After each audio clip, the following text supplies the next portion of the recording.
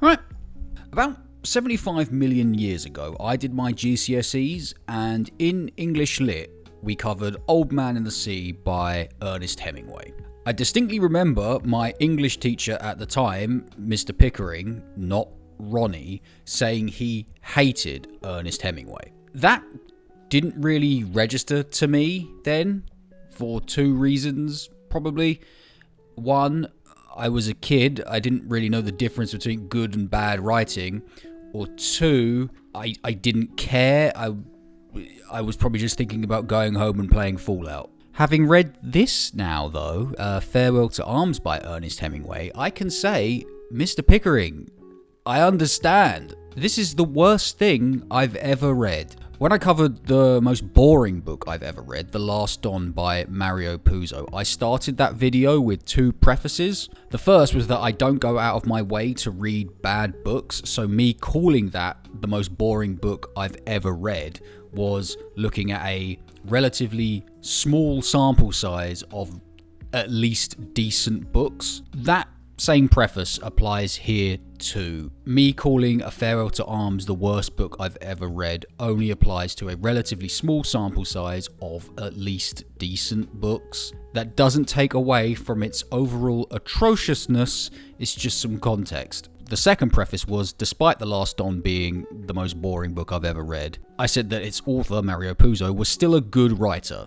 I've read two other books of his, and one of them, especially The Godfather, is really good. That preface does not apply here. I will not be subjecting myself to any more Ernest Hemingway. As far as I'm concerned, having experienced this, he sucks. And I'm not alone. Famously, or I suppose I don't really know how famous the movie is, but Bradley Cooper dashed this book out of the window in Silver Linings Playbook. That was his reaction to the ending. Personally though, I think he should have dashed out the window way earlier. Now, at this point in the video, I would normally give my quick thoughts on the book, but given this whole video will be my long thoughts on the book, that would be kind of pointless, so we'll just skip that. So we'll just get straight to me breaking down what is wrong with this torrid state of affairs. Leading into the first, and by far the biggest problem with this book, I do need to acknowledge the overall positive reception it has. Generally, A Farewell to Arms is lauded for its portrayal of war, its themes of love and patriotism, its exploration of the human experience in times of great upheaval. And I need to say, those things are there. Those messages and morals are delved into here. The problem is getting to them. Simply put, this book reads like it was written by a child for whom English is not their first language. But it wasn't. It was written by an adult for whom English was his first language. Ernest Hemingway has no excuse to present me with such unacceptable quality. It is shockingly bad to read. The sentences, the syntax, the use of punctuation or lack thereof, it is all awful. That is the biggest problem with this book. You could have the greatest insights in the history of humanity into a certain subject, but if they are communicated by smearing poo on a chalkboard, their impact will be lessened. You don't have to take my word for it though. I have brought receipts. The trunks of the trees too were dusty, and the leaves fell early that year, and we saw troops marching along the road, and the dust rising, and the leaves, stirred by the breeze, falling, and the soldiers marching, and afterward the road bare and white except for the leaves. This is atrocious. This is one relentless sentence with 7 ands and 2 commas.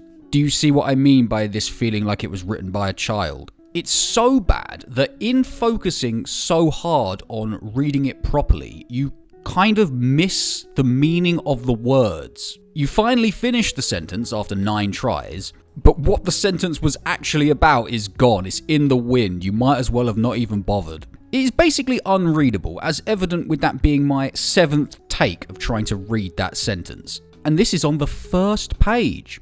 As is, there was much traffic at night, and many mules on the road with boxes of ammunition on each side of their pack saddles, and grey motor trucks that carried men, and other trucks with loads covered with canvas that moved slower than the traffic. Just the one comma here.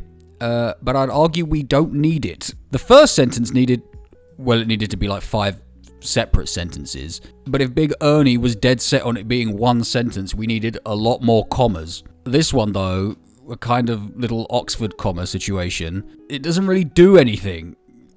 Awful. Also on the first page, there were big guns too that passed in the day, drawn by tractors, the long barrels of the guns covered with green branches and green leafy branches and vines laid over the tractors. Branches and branches and branches. These 3 sentences might make the first page of A Farewell to Arms the worst first page in literary history. Sidebar, I've read Cormac McCarthy, I've read stuff with minimal punctuation, lots of ands, and I had no trouble with them. I've even gone on record praising the syntax and sentence structure of No Country for Old Men. Things are different here, though. It's like Cormac McCarthy wrote a sentence with minimal punctuation, then reread it to see if it scanned, and if it didn't, changed it whilst maintaining the minimal punctuation, but allowing it to be read properly. Ernest Hemingway did that. Wrote a sentence with minimal punctuation and terrible structure, and then just left it. I have other examples, but you get the idea. It's this all the way down. This abysmal writing has 2 effects on you, the reader. First, it makes you stupider. There are normal paragraphs in this book, normal sentences, things that a primary school teacher would accept. The whole thing isn't an unreadable mess in a vacuum. I had a martini alone, paid for it, picked up the box of chocolate at the outside counter, and walked on home toward the hospital. A perfectly fine sentence you wouldn't even notice in a regular book. The issue arises because these passable bits are not in a vacuum. They show up after the inexcusable bits, so you're sort of on edge. You're on high alert. You've just heard words in an order they should not be in. So you go into the next sentence like, okay, so how is this gonna be the worst thing ever? And it isn't. But because your brain is like ready for something awful, you're like primed and your teeth are gritted, you stumble over something basic, you're like, okay. I'm not sure if you've seen that clip of the streamer XQC reading that football tifo. He's French-Canadian, I think? I don't really know. He speaks French, that is the point. And the tifo is written in French. But because his brain is in English mode, he tries to read it as if it was English and just stumbles all over it. Then he realizes it's in French and then he reads it with no problem. That's what reading the normal sentences is like in this book. The book is so bad, it takes your ability to read from you. It is forfeit. This first effect of the terrible writing is not permanent, however, because at around the halfway point, it transitions into the second effect. It just starts to wash over you. You don't notice the bad anymore. It's still there, don't get me wrong, but your brain is now broken beyond repair, and it doesn't care anymore. It may even auto-correct the text for you. That's what happened to me, like a combo of skim reading and a totally justified sense of knowing I know best. The sentences do start to make sense, not because how they're written, but because I know what they're trying to say. That should not happen. I am a moron. I have been made more moronic for reading this book, so I should not know best. But I did. Anyone would. Anyone would read any of those examples I gave earlier and be like, that's not the right way to do this, is it? So that's the first and largest problem with the book addressed. It is illegible. Let's talk about the second. Doing that, I need to first offer my sincere apologies to Sebastian Faulks. I made a video a while back on his book Birdsong. It, much like A Farewell to Arms, is a tragic, spoilers, romance with World War I as the backdrop. I quite liked it, but I criticised the romance happening too fast with too little interaction between the two lovebirds. Seb, my man, I am sorry. I did not know how bad a tragic romance with World War I as the backdrop could be. I genuinely might read Birdsong again just to cleanse my palate, just to restore my faith that humans can write about other humans falling in love properly. In case you can't tell, the romance is the second problem with this book. It is no good. It starts bad, it progresses about as insufferably as it could possibly progress, But you know what? Despite Bradley Wiggins' issues with it, I didn't mind the ending. This is how it starts. This is only the second time these two people have met. This is the meet cute of the two main characters. Keep that in mind. I thought she was very beautiful and I took her hand. She let me take it and I held it and put my arm around under her arm. Yes, the writing is still dog dirt, but we're not talking about that anymore. No, she said. I kept my arm where it was. Why not? No. Yes, I said. Please. I leaned forward in the dark to kiss her and there was a sharp, stinging flash. She had slapped my face hard. Her hand hit my nose and eyes, and tears came from my eyes from the reflex. I'm so sorry, she said. I felt I had a certain advantage. I understand that we're at war in this story and everyone is desperate and they don't know if they're going to see the next day, but like, this can't run. This is creepy, this is gross, this is a woman defending herself from an attempted assault and then apologizing for it afterwards. This is the beginning of the glorious romance of this book. A most beautiful, moving, and humane book. Those are the words of Vita Sackville West, apparently. I don't think you should have said those things, Vita. From that stellar start, things do not improve for a very long time. These two people are just vile to be around. Our boy gets his leg blown up and he's in hospital, and our girl's with him, a nurse in that hospital. They're pretty serious at this point. Is that the sun? I don't believe it. The actual sun. In 2026, how dare you? You have such a lovely temperature and you sleep like a little boy with your arm around the pillow and think it's me. Or is it some other girl? Some fine Italian girl? It's you. Of course it's me. Oh, do you love me? Oh, I do love you and Valentini will make you a fine leg. I'm happy you don't have to watch it. And you'll be on night duty? Yes, but you won't care.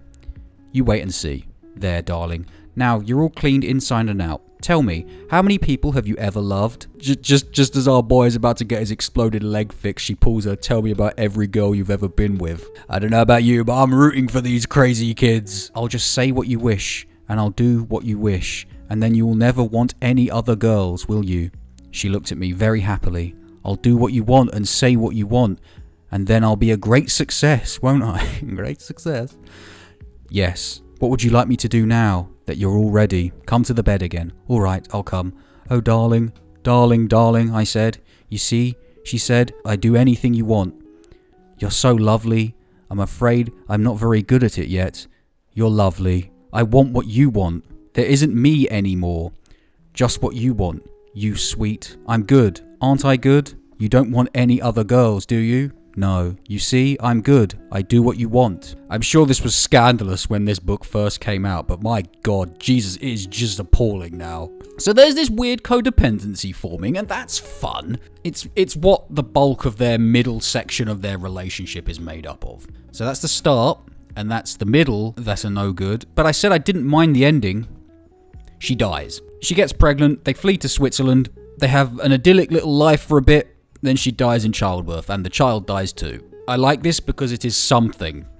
A thing happened. She's set up to die. By the end of it, no living human has ever been more dead than Catherine Barclay, other than maybe Sean Austin's character in Stranger Things Season 2. And to be honest, I don't really like the two of them. They're both jealous, petty children. I was kind of glad that she died, and I was very glad that the main character was sad. It's not exactly the response you want to your romance. Now, in the extracts I have read out, you may have noticed something. Other than the codependency and the jealousy and the pettiness and the assault. The dialogue is straight trash. This is the third problem with the book. The non-romantic dialogue is so stilted and unnatural that it feels like all the characters are talking to each other in code. You know in books and movies when two characters are speaking and they know someone is listening to them, they'll be all coy and tight-lipped and it's what isn't said that's the point. It's the subtext. Well, this is like that, but there isn't any subtext. It's just a bunch of characters saying things that don't follow the line that came before. And the romantic dialogue is like if Anakin and Padme had both experienced serious brain injuries at some point in their pasts. They talk to each other like a pair of simpering babies. It is really annoying. It is constant, darling, darling, oh darling. You're so wonderful, darling, you're wonderful. You sweet, you darling, you wonderful, darling. It's insufferable. So those were the three main problems with the book. The writing, the romance, and the dialogue. But there are some other things wrong here. Some smaller assorted problems. First, the dude's named Henry. Frederick Henry, but Henry is right there on the page. I like it when fictional characters represent, but not fictional characters like this. I'm here for the Henry Jones Jr.'s of the world. I'm here for the Henry Wongs of the world. I'm not here for this goober. I mentioned before that Henry's leg gets injured, and it's set up to be a thing, but it's never a thing. There's even a bit before he has surgery where like an English professional doctor comes in and he's all straight-laced and he's like, if I do this surgery, the recovery time will be 6 months and it'll be slow and proper. And then an Italian doctor comes in like smoking and drinking and he's like, yeah, if I do it, well, you'll be up on your feet in like 3 weeks. And Henry goes for the Italian doctor. So this is clearly setting up a botched surgery subplot. So I'm waiting there for his leg to give way or get an infection or something. But no, nothing happens. Chekhov's surgically repaired knee goes nowhere. Dude even rows a boat 35 kilometers for 8 hours straight in the dark in a storm. There is a level of alcoholism in this book across every single character that borders on the absurd. Everyone, except maybe that English doctor, is drinking all the time. It's like Archer. If real people drank the amount of alcohol that the people in this book drink, there would be no need for a war, because everyone would just be dead. Speaking of the war, this book is so boring that it made me ask the question, is World War I enough to carry the plot of a book? It should be. It's one of the most pivotal things that has ever happened in the history of the Earth. But apparently not. This book really only gets going on page 182. It is only 293 pages long. The army retreats. Henry has to shoot some guys for deserting. Then he needs to desert himself. Then he meets back up with Catherine and they do the aforementioned escape to Switzerland. It genuinely should have started at the retreat. Everything else could have been explained via context clues, via decent dialogue. What would we be missing? The meet cute that was more of a meat assault. It wasted 182 pages doing nothing. What is there written in wartime? There is Le Faux by a Frenchman, Barbus. There is Mr. Brightling sees through it. No, he doesn't. What? He doesn't see through it. Those books were at the hospital. Then you have been reading. Yes, but nothing any good. The gall of the character in this book calling other books bad. Oh, ugh. Le Faux and Mr. Brightling see through it are real too. I've not read them, but I can guarantee they're better than this tripe. There is no ground to stand on for Hemingway to be having this dig, playful or not. And finally, the rain. God, I hate the rain. It is baby's first symbolism in this book. It's like Hemingway realized that I can change the weather to reflect the tone of the story. And upon this realization, he just did it. Again and again and again. It's not clever, it's not deep, it's about as basic as it gets. Rain equals sad. It's Men in Black 2, for goodness sake. It's not all bad though. The San Siro gets mentioned on page 115. Also, this is in this book. He said the offensive in Flanders was going to be bad. If they killed men as they did this fall, the Allies would be cooked in another year. He says we were all cooked, but we're all right as long as we didn't know it. We were all cooked. This book came out in 1929. Do my modern sensibilities and my modern sense of what good writing is put A Farewell to Arms in an unfair position? As I literally just said, this book did come out in 1929 after all. No. The Hobbit came out only 8 years later, and it is amazing. It is written by a professional who knew what they were doing. The words work in the sentences they are in. The characters talk like sentient beings. The relationships, none romantic, are believable and natural. Ernest Hemingway should be cut no slack for producing such a dreadful piece of art. Everyone who thinks it is good should either read it again or make peace with the shame that I think you should feel. It's weird that the worst 2 books I've ever read are by 2 different people called Ernest. Hello, thanks a lot for getting to the end of the video. Like and subscribe. Next video is going to be a special one, like a one-off special one, not a fridge one, not one of the fillery things, something a little bit different that will hopefully be less work for me, but still good. After that, I don't know. something. Like and subscribe for something.